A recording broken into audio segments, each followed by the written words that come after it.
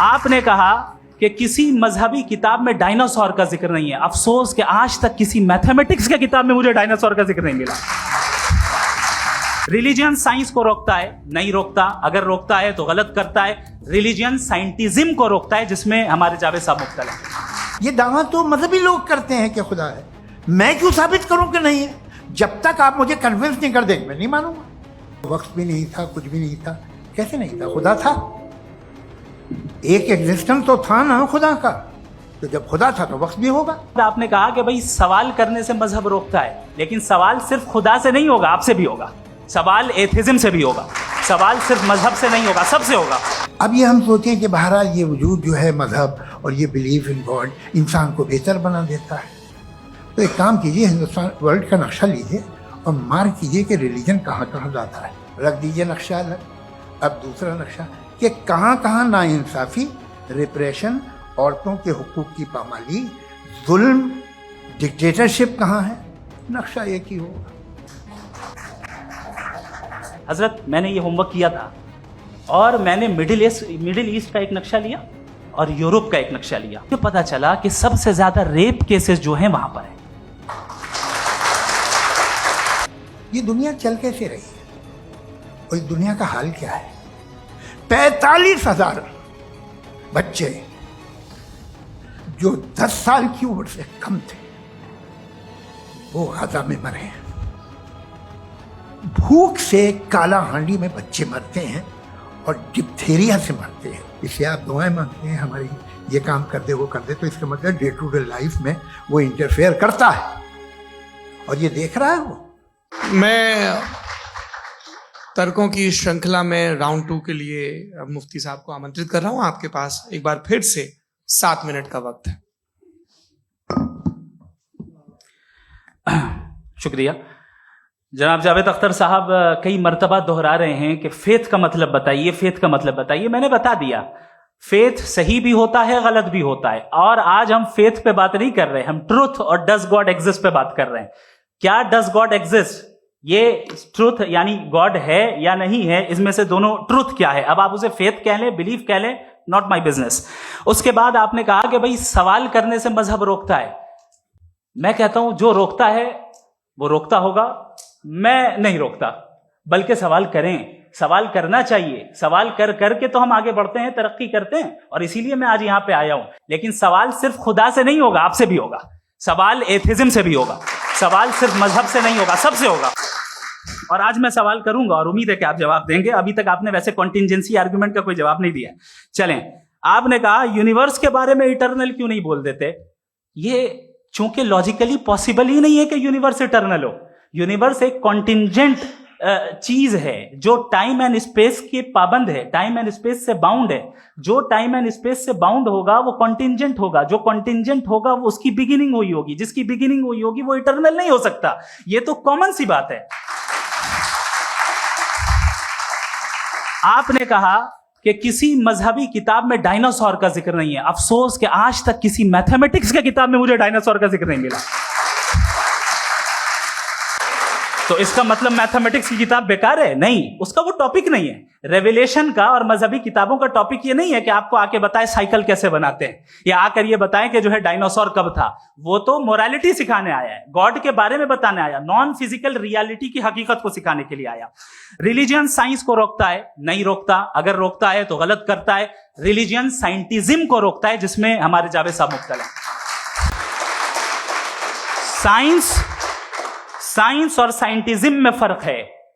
Scientism यह है कि आप समझें कि साइंस और साइंटिफिक मेथोडोलॉजी ये नॉलेज को हासिल करने का वाहिद सोर्स ऑफ नॉलेज है। यह है साइंटिज्म। हम इसे रिजेक्ट करते हैं। हम साइंस को तो तरक्की करते हैं। भाई आप हमारी पूरी तारीख कर लें, पढ़ लें तो आपको पता चल जाएगा। बहरहाल ये अलग टॉपिक है। उसके बाद इन्होंने एक लफ्ज कहा, वेटिकन ने फतवा दिया। वेटिकन का फतवे से कोई ताल्लुक नहीं है, दोनों कॉन्ट्राडिक्टरी अल्फाज हैं। उसके बाद उन्होंने कहा कि भाई हमें नहीं मालूम। अगर नहीं मालूम तो क्लियरली कह देना कि नहीं मालूम है, इसमें क्या हर्ज है। तो वही तो मैं कह रहा हूं ना कि आप कह दें कि नहीं मालूम, लेकिन क्लेम क्यों कर रहे हैं कि गॉड एग्जिस्ट नहीं कर रहा है।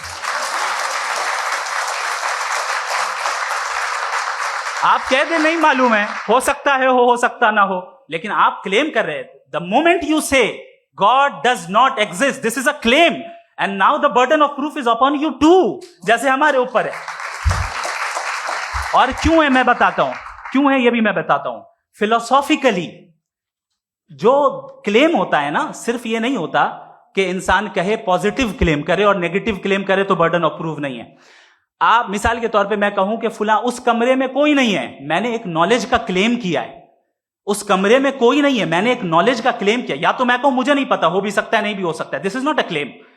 लेकिन जब मैं कह रहा हूं कि वहां कोई नहीं है या मैं कह रहा हूं वहां कोई है, दोनों क्लेम है और दोनों के ऊपर बर्डन ऑफ प्रूफ है। हमारे ऊपर भी बर्डन ऑफ प्रूफ है, मैंने कंटिजेंसी आर्ग्यूमेंट दिया, इसे तोड़कर दिखाइए। आखिरी चीज, इन्होंने कहा कि खुदा दुनिया बनाने से पहले 150 साल पहले या करोड़ों साल पहले क्या कर रहा था। अरे हजरत, चलें बहरहाल मैं जवाब दे देता हूं, आप हमारे रिस्पेक्टेड पर्सनालिटी हैं, अगर आप नहीं होते तो मैं ऐसे एंटरटेन ही नहीं करता।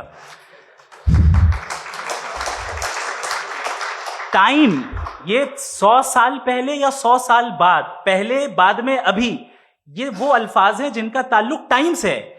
टाइम शुरू ही हुआ है यूनिवर्स की बिगिनिंग के बाद, तो उसके पहले खुदा क्या कर रहा था, सवाल इलॉजिकल है, ये फेलेसी है। यानी आप ये कह रहे हैं कि यूनिवर्स के बनने से पहले खुदा क्या कर रहा था, टाइम के बनने से पहले, पहले का ताल्लुक टाइम से, टाइम उस वक्त था ही नहीं, तो ये सवाल ही इनवैलिड है खुदा के ताल्लुक से।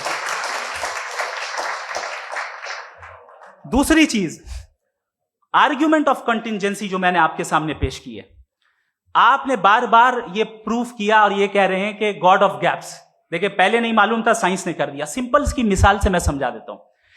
जिस गैप्स की आप बात कर रहे हैं ना, साइंस उन गैप्स को जिन चीज के जरिए भी प्रूव करेगा वो कॉन्टिंजेंट ही होगा, अब चाहे वो फोर्स हो, मैटर हो या एनर्जी हो। लिहाजा सवाल हमारा उस वक्त भी वैलिड होगा जब तक कि आप नेसेसरी बीइंग पे ना आ जाएं, और इन्फिनिट रिग्रेस पॉसिबल नहीं है of causes in practical world, तो जाहिर है कहीं रुकना पड़ेगा, जहां रुकेंगे वही खुदा है। दूसरी चीज, आपने ये क्या कह रहा था मैं, किस पॉइंट को, What? Oh no, after that. Just now. हाँ, जहां रुकेंगे वही खुदा है। बहरहाल, तो टाइम का जिक्र हो गया, गॉड ऑफ गैप, सॉरी, या इसकी एक मिसाल आप ले लें। एक कार है, एक साहब ने देखा कि भाई कार जो है उसके व्हील्स कितने अच्छे लगे हुए हैं सही जगह पे, स्टीयरिंग जो है कितने अच्छे जगह पे लगी हुई, और सीट्स कितने वेल डिजाइंड है, कितनी प्रिसाइजली ये कार काम कर रही है, तो जरूर कोई ना कोई इसे क्रिएट किया है, किसी ने क्रिएट किया है। अब जावेद साहब आए और कहे अरे जनाब बोनेट खोलिए, इसमें इंजन है, इंजन इस कार को चला रहा है, hence prove no one has created the car. This is illogical, this is irrational. आपने इंजन के जरिए उस गैप को तो साबित किया, लेकिन क्या उससे कार की जो क्रिएशन है और उसका जो क्रिएटर है ये इम्पॉसिबल हो जाए, ऐसा पॉसिबल है? उसका सवाल खत्म हो जाए, ऐसा पॉसिबल है? नहीं। आपने गैप्स को फिल करके, कॉन्टिंजेंट चीजों से गैप्स को फिल करके हमारे ऑब्जर्वेशन को और ब्रॉड कर दिया। अब हमें और पता चल गया कि ये जो कार है इसका सिस्टम कितना ज्यादा कॉम्प्लेक्स है। पहले कम समझते थे, अब कॉम्प्लेक्सिटी और ज्यादा वाजे हो गई। अब हमें समझ में आ रहा है कि हमारी सर्टेनिटी और बढ़ गई कि जरूर इस कार को किसी ना किसी ने बनाया। यही मामला यूनिवर्स का है। साइंस हमेशा फिजिकल वर्ल्ड की चीजों को ही फिल करती जाएगी और फिजिकल चीजों से ही करती जाएगी, चूंकि एम्पेरिकल एविडेंस का ताल्लुक फिजिकल वर्ल्ड से है। आप साइंस के जरिए मेटाफिजिकल रियलिटी को कभी साबित नहीं कर सकते। ये रॉन्ग टूल का इस्तेमाल करना है। ये वही काम है कि आप मेटल डिटेक्टर से प्लास्टिक डिटेक्टर करने चलें, जो कि जाहिर है सही नहीं है। Thank you.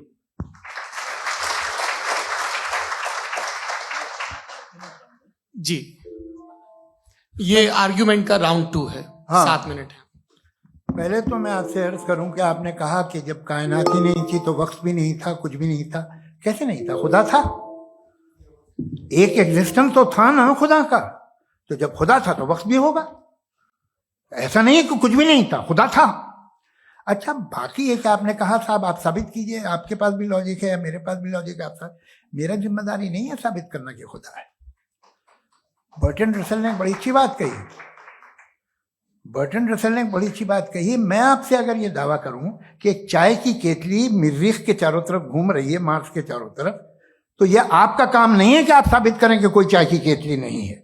ये मेरा काम है, मैंने दावा किया है। ये दावा तो मजहबी लोग करते हैं कि खुदा है, मैं क्यों साबित करूं कि नहीं है? जब तक आप मुझे कन्विंस नहीं कर देंगे मैं नहीं मानूंगा। आपकी जिम्मेदारी है, मेरी जिम्मेदारी नहीं है। दोयम ये कि ये जो आप कह रहे हैं, जो गैप्स हैं, ये गैप जब जब किसी मजहब को चैलेंज करते हैं, जब ऐसा कोई बात आती है तो हंगामा हो जाता है कि जब वो चैलेंज करें किसी फेथ को। ये तमाम साइंस जो है इसे मुख्तलिफ जगहों पे मुख्तलिफ वक्तों में मजहब ने रोकने की कोशिश की है। ये किताब है religion and science Bertrand Russell की, पढ़िएगा, अच्छी लगेगी आपको। तारीख ही है साइंस, मजहब की साइंस से उसका यही रिश्ता है। अच्छा, अब ये हम सोचें कि बहरहाल ये वजूद जो है मजहब और ये बिलीव इन गॉड इंसान को बेहतर बना देता है, तो एक काम कीजिए, हिंदुस्तान वर्ल्ड का नक्शा लीजिए और मार्क कीजिए कि रिलीजन कहाँ कहाँ ज़्यादा है, कहाँ कहाँ, चाहे वो लैटिन अमेरिका हो या मिडल ईस्ट हो या फार ईस्ट हो या हिंदुस्तान के वो इलाके जहाँ मजहबियत ज़्यादा है। रख दीजिए नक्शा अलग।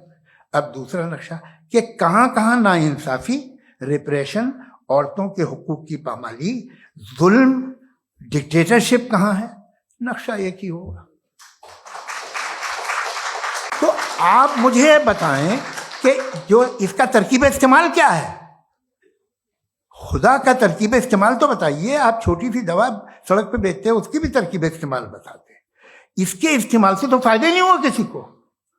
जो सारे के सारे खराब मुल्क हैं, खराब समाज है, वो सारे जुल्म खुदा के नाम पे करते हैं। वो गलत करते हैं, सही करते हैं, मुझे क्या लेना देना उससे। इस्तेमाल से मालूम होता ना। एक विस्की की बोतल कभी शायद देखी हो आपने, लाल रंग की होती है, उस पर रोशनी और छिपड़ा इंतहाई खूबसूरत लगती है, क्या बिगाड़ रही है किसी का? उसका इस्तेमाल गलत है, इसलिए आप उसे नापसंद करते हैं। इसका इस्तेमाल गलत है, इस तसव्वुर का इस्तेमाल ही गलत है और हमेशा से गलत हुआ है। आप देख लीजिए, इंसानी तारीख देख लीजिए, आज देख लीजिए, हिंदुस्तान देखिए, दुनिया देख लीजिए, क्या हो रहा है। इसे कैसे इस्तेमाल कर रहे हैं फेथ वाले लोग? क्या फेयर हैं, जस्ट हैं, जो अपने खुदाओं पे यकीन रखते हैं? वो किस तरह के लोग? वो लोगों को इंसाफ देते हैं, वो बेहतर इंसान बने। तो इस दवा का फायदा क्या है? चलो बहुत फायदा हो रहा तो मैं इस्तेमाल कर लूंगा, मुझे तो इस दवा का कोई फायदा दिखता ही नहीं। मुझे तो ऐसा लगता, मैं एक और बात बताऊं, अगर कोई आदमी मजहबी है और अच्छा आदमी है तो मैं उसकी बहुत इज्जत करता हूं, इसलिए कि मेरा ख्याल है मजहबी आदमी का अच्छा होना मुझसे अच्छा होने से ज्यादा मुश्किल है। भाई, हर चीज की एक लिमिट है। आप इतना भाग सकते हैं, इतना नहीं भाग सकते, इतना वजन उठा सकते, इतना नहीं उठा सकते, इतना दूर देख सकते हैं, इतना दूर नहीं देख सकते। उसी तरह कॉमन सेंस कहता है कि आप में नेकी का भी एक कोटा होगा। अब आप अगर सुबह जाते हैं अपनी इबादत गाह और इबादत करते हैं, तो बाहर निकलते हैं तो आप तो यही महसूस करते हैं कि आपने एक बहुत अच्छा काम किया, आपकी नेकी का एक बहुत बड़ा कोटा खर्च हो गया जिससे किसी का कोई फायदा नहीं। मैं तो नहीं जाता हूं तो मुझे तो किसी को खाना खिलाना पड़ेगा, किसी बेवा की मदद करनी पड़ेगी। मैं अपना कोटा कैसे कंज्यूम करूं? आप अपना कोटा, सारे मजहबी लोग इंतहाई यूजलेस कामों में यूज करते हैं। उसके बाद भी अगर आप में बच्ची है थोड़ी सी शराफत, तो भाई वाह, क्या बात।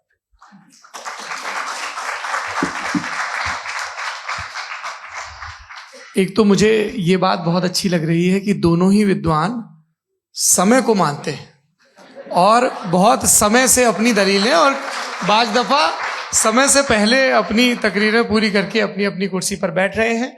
ये इस आर्ग्यूमेंट का राउंड 2 पूरा हुआ। अब रिबटल का राउंड 2 है और उसके बाद क्रॉस एग्जामिनेशन होगा। नहीं, आपका आर्ग्यूमेंट हो गया सर। हमारे यहाँ स्कूल के सिलेबस में पंच परमेश्वर कहानी पढ़ाई जाती है, प्रेमचंद जी की लिखी हुई। आप निश्चिंत रहिए, आपके कोई राउंड में मिस नहीं होने दूंगा। रिबटल का राउंड 2, मुफ्ती शमाइल नदवी साहब।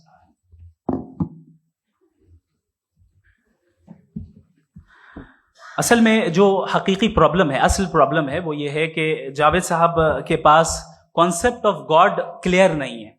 इन्होंने कहा कि कायनात से पहले खुदा तो था, तब भी तो टाइम होगा। ये टाइम कायनात का हिस्सा है। हम खुदा, उस खुदा को मानते हैं, नेसेसरी बीइंग का टाइमलेस होना जरूरी है, चूंकि वो टाइम का क्रिएटर है। जब उसने टाइम को क्रिएट किया तो वो खुद टाइम पे कैसे होगा? उसने जब स्पेस को क्रिएट किया तो खुद स्पेस में कैसे होगा? अगर वो टाइम एंड स्पेस को पहले से ही उसका पाबंद है तो फिर किस चीज को उसने क्रिएट किया?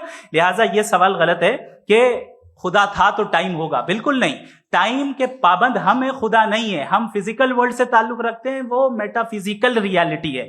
दूसरी चीज इन्होंने मिसाल दी कि चाय की केतली हवा में घूम रही होगी, और पता नहीं शायद वो बर्टन रसल का उन्होंने हवाला दिया। बहरहाल यही प्रॉब्लम है। प्रॉब्लम यही है कि हम चीजों के दरमियान डिफरेंशिएट नहीं कर पाते। ये जो आपने मिसाल दी ये इमेजिनेशन है, और मैं जो साबित कर रहा हूं वो लॉजिकल नेसेसिटी है। आप इमेजिन करने आए तो कुछ भी करें, जुपिटर में पिंक एलिफेंट होगा, यूनिकॉर्न होगा, करें, उससे कायनात पे क्या फर्क पड़ता है? उससे आप लॉजिकल नेसेसिटी साबित नहीं कर सकते। मैं तो उस प्राइम कॉज की बात कर रहा हूं, उस नेसेसरी बीइंग की बात कर रहा हूं जिसके बगैर इस कायनात का एग्जिस्टेंस मुमकिन नहीं है। दूसरी चीज, मजहब को साइंस चैलेंज करती है वगैरह वगैरह, ये हमारा टॉपिक ही नहीं है। मैं इस पे बात करूंगा तो फिर मेरा वक्त चला जाएगा। मजहब के ऊपर चूंकि हमारी डिस्कशन नहीं है, साइंस को मजहब और बिलखुसूस मैं और हमारा वर्ल्ड व्यू कम अज कम साइंस को पीछे नहीं करता है, साइंटिज्म की मजम्मत करता है। इसकी वजाहत मैंने पहले कर दी। दूसरी चीज इन्होंने कहा वर्ल्ड का नक्शा लीजिए, वर्ल्ड मैप लीजिए, दो अलग अलग जगह की। हजरत मैंने ये होमवर्क किया था, और मैंने मिडिल ईस्ट का एक नक्शा लिया और यूरोप का एक नक्शा लिया। ये मजहबी इलाका और ये लिबरल और एथीस्ट इलाका। मुझे पता चला कि सबसे ज्यादा रेप केसेस जो हैं वहां पर है।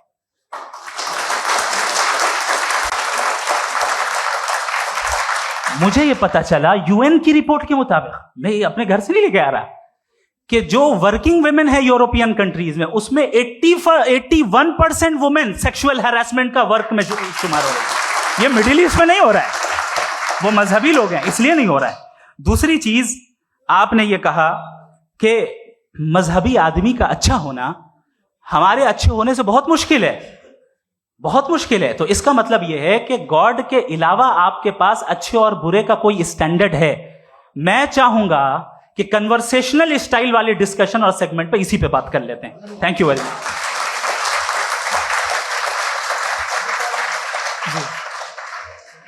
ये रिबटल का राउंड 2 है। आपके पास 5 मिनट का वक्त है, और इसके बाद क्रॉस एग्जामिनेशन शुरू करेंगे। आप चाहे तो जो इन्होंने सवाल पूछे उनके जवाब आप रिबटल में भी दे सकते हैं। जी जी, देखिए, पहले तो ये बात कि ये मिसाल गलत नहीं है, गलत है। इन्होंने पहले ही हमको डिसार्म कर दिया।